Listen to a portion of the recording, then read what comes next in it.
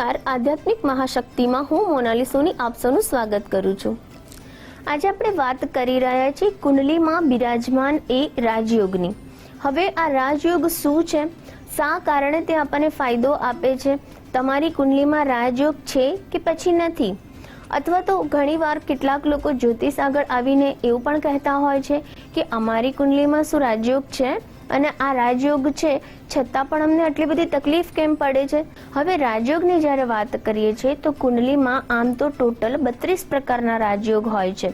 અલગ અલગ પ્રકારના ગ્રહોની યુતિથી અથવા તો તે ગ્રહો જ્યારે પોતાના સ્વગ્રહી બને છે કે પછી પોતાની ઉચ્ચ રાશિમાં બિરાજમાન હોય છે ત્યારે પણ જે રાજયોગ છે તેનું નિર્માણ થતું હોય છે।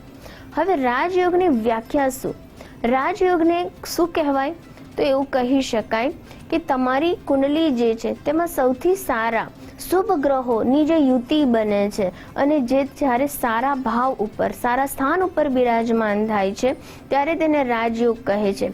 પરંતુ શું રાજયોગનું મહત્વ એવું કે તમને રાજપાટ, રાજમહેલ મળે, સુખ સુવિધાઓ મળે તેને જ રાજયોગ કહેવાય? તો ના, જ્યોતિષ શાસ્ત્ર મુજબ પણ રાજયોગની અલગ વ્યાખ્યા છે।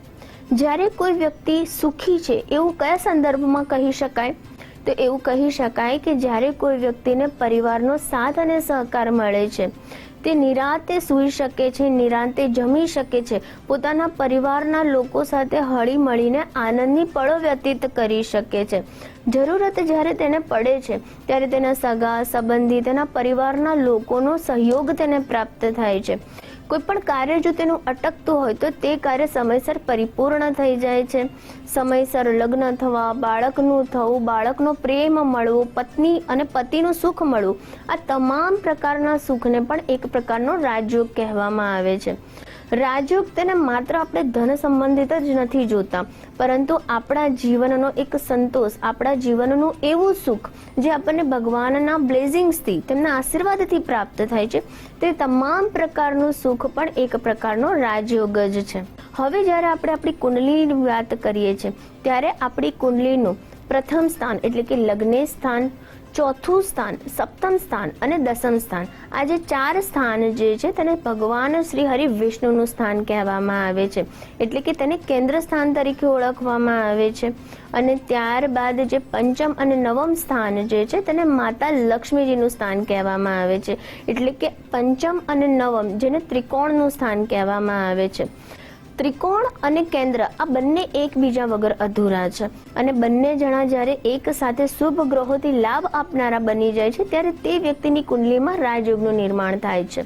જ્યારે સૌ પ્રથમ આપણે જે રાજયોગ છે જેને આપણે એવું કહી શકાય છે કે ગજ કેસરી રાજયોગ। ગજ કેસરી રાજયોગ જે છે તે ચંદ્ર અને ગુરુ આ બંને ગ્રહોની યુતિથી બનતો એક રાજયોગ જે છે। જ્યારે જે પણ વ્યક્તિની કુંડલીમાં ચંદ્ર કે ગુરુ જે કેન્દ્ર સ્થાનમાં બિરાજમાન છે કે પછી પોતાની ઉચ્ચ રાશિમાં, સ્વરાશિમાં બિરાજમાન છે કે બંને ગ્રહો એકબીજાની સાથે બિરાજમાન કોઈ ભાવમાં થયા હોય તો તેને પણ એક ઉચ્ચ ગજ કેસરી રાજયોગ ગણવામાં આવે છે।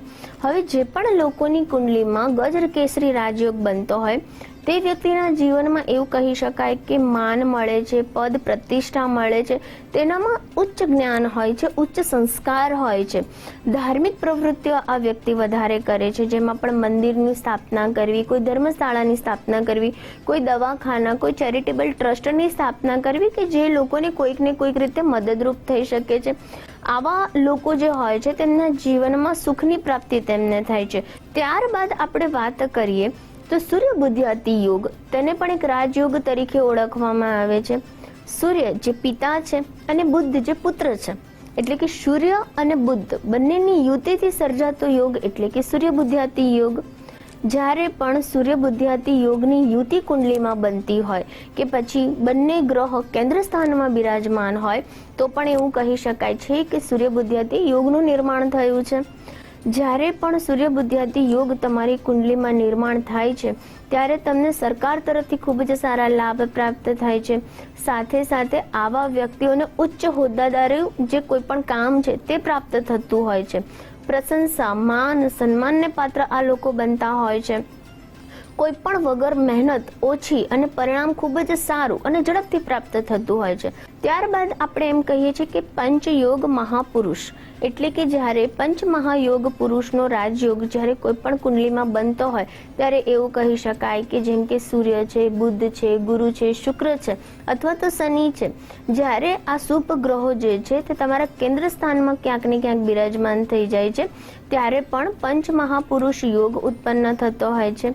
જ્યારે ત્રિકોણના જે સ્થાન છે, ત્રિકોણના જે ગ્રહો છે તે કેન્દ્રમાં બિરાજમાન બેઠેલા જે ગ્રહો છે તેની સાથે જ્યારે યુતિ બનાવતા હોય કે ક્યાંક ને ક્યાંક ઉચ્ચ રાશિ પરિવર્તન કરતા હોય ત્યારે પણ આ ગ્રહોના પરિવર્તનથી પણ ઉચ્ચ રાજયોગ નિર્માણ થતા હોય છે. એટલે એવું કહી શકાય કે કુંડલીમાં અલગ અલગ પ્રકારના અનેક રાજયોગનું નિર્માણ થવાથી પણ તે વ્યક્તિને ફાયદો થાય છે. હવે આ ફાયદો ક્યારે થાય તો એવું કહી શકાય કે કેટલાક જે રાજયોગ હોય છે જ્યારે વ્યક્તિની મહાદશા આવતી હોય કે પછી અંતરદશા આવતી હોય ત્યારે તે કેટલાક પ્રકારના રાજયોગ વ્યક્તિને શુભ ફળ આપે છે. તે સમયગાળામાં તે વ્યક્તિ જે પણ મહેનત કરે છે તેનું તેને ઉચ્ચ પરિણામ પ્રાપ્ત થાય છે. લોકોમાં માન સન્માન વધે છે, આરોગ્યમાં પણ તેને ખૂબ જ સારું રહે છે. તો આ તમામ પ્રકારના જે યોગનું નિર્માણ થાય છે તે એવું કહી શકે કે સૌથી વધારે તે વ્યક્તિને મહાદશા અને અંતરદશામાં વધારે તેનું ફળ પ્રાપ્ત કરાવતા હોય છે. જ્યારે આપણે કુંડલી જોતા હોય છે ત્યારે બારીકાઈથી દરેકે દરેક ગ્રહો, તેની દ્રષ્ટિ, તેનું રાશિ પરિવર્તન, તેની યુતિ, દરેક ક્ષેત્રનું ધ્યાન રાખીને કુંડલીનું નિર્માણ જે છે તે થયું હોય છે. અને ત્યારબાદ કુંડલીના એક એક ગ્રહોનું જે પણ અંકિત થયેલું જે ભવિષ્ય છે, જે પણ તેની વાત છે તે આપણે નિર્માણ થતી હોય છે અને તે આપણે જ્યારે વાંચન કરીએ છીએ ત્યારે આપણને ખ્યાલ આવે છે. શુક્ર જ્યારે કોઈ પણ વ્યક્તિની કુંડલીમાં ખૂબ જ ઉચ્ચ રાજયોગ નિર્માણ કરતો હોય ત્યારે તે વ્યક્તિને સંગીત, કલા, સુંદરતા, સારો જીવન સાથી, સારો પ્રેમ સંબંધ પ્રાપ્ત થતો હોય છે.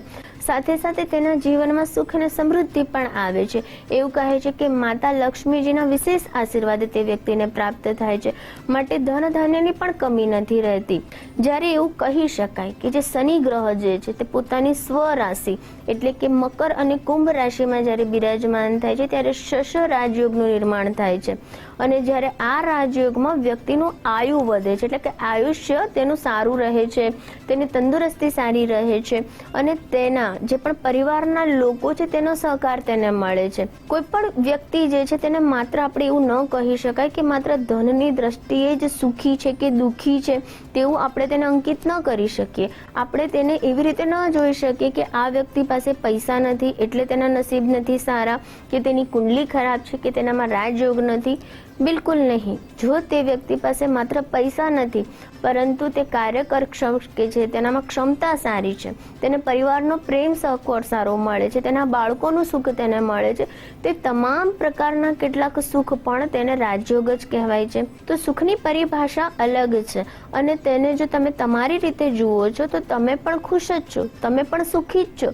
જો એવું માનીને તમે તમારું જીવન વ્યતીત કરો છો તો પણ તમારી કુંડલીના તમામ પ્રકારના રાજયોગ એક્ટિવ થઈ ગયા છે તેવું જ માની શકાય. જ્યારે શુભ ગ્રહો જે છે તે શુભ ગ્રહો મળીને રાજયોગનું નિર્માણ કરતા હોય છે, તેવી જ રીતે એક મહાભાગ્ય રાજયોગનું પણ એક નિર્માણ કુંડલીમાં થતું હોય છે.